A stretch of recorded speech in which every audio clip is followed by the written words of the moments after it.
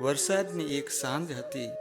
એક યુવાન ધીમા પગલે રસ્તા પર ચાલી રહ્યો હતો. તેની આંખોમાં નિરાશા હતી, ચહેરા પર હારનો ભાર હતો અને મનમાં એક જ પ્રશ્ન હતો, ભગવાન, આખરે મારી સાથે જ આવું કેમ? તેના પોતાના લોકોએ તેનો સાથ છોડી દીધો હતો. મિત્રો દૂર થઈ ગયા હતા. દરેક જગ્યાએ તેને માત્ર નિષ્ફળતા જ મળી રહી હતી. તેને લાગતું હતું કે હવે જીવનમાં કંઈ બચ્યું જ નથી. રસ્તાના કિનારે એક વૃદ્ધ ગુરુ શાંતિથી બેઠા હતા. યુવાન તેમની પાસે ગયો અને આંખોમાં આંસુ લઈને બોલ્યો, ગુરુજી, હું હવે થાકી ગયો છું. ઘણું સહન કર્યું છે. હવે મારી પાસે જીવવાનું કોઈ કારણ નથી. ગુરુએ કંઈ કહ્યું નહીં. તેમણે જમીન પર પડેલું એક નાનું દીવડું ઉપાડ્યું, તેમાં તેલ ભર્યું અને તેને પ્રગટાવ્યું.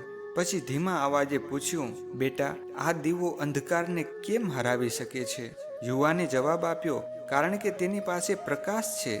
ગુરુ હસીને બોલ્યા, બિલકુલ, અને તારા જીવનમાં પણ પ્રકાશ છે, પરંતુ તું અંધકારને જ જોતો રહ્યો છે. પોતાના અંદરના પ્રકાશને ક્યારે ઓળખ્યો જ નથી.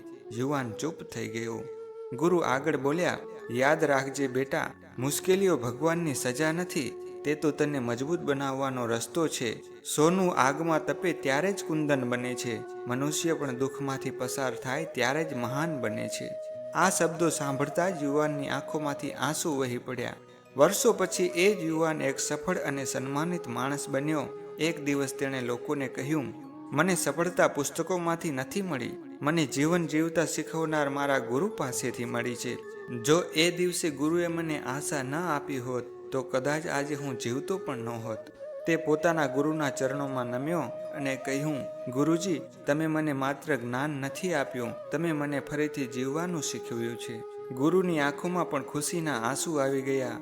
તેઓ માત્ર એટલું જ બોલ્યા, બેટા, શિષ્ય સફળ થાય એ જ ગુરુની સૌથી મોટી ગુરુ દક્ષિણા હોય છે. મિત્રો, આ વાર્તાનો એ બોધ છે કે જીવનમાં માતા આપણને જન્મ આપે છે, પરંતુ ગુરુ આપણને સાચું જીવન જીવતા શીખવે છે. ભગવાન સુધી પહોંચવાનો માર્ગ પણ ગુરુ જ બતાવે છે.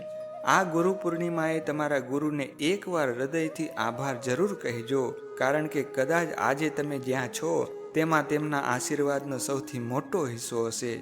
જય ગુરુદેવ. સીતારામ.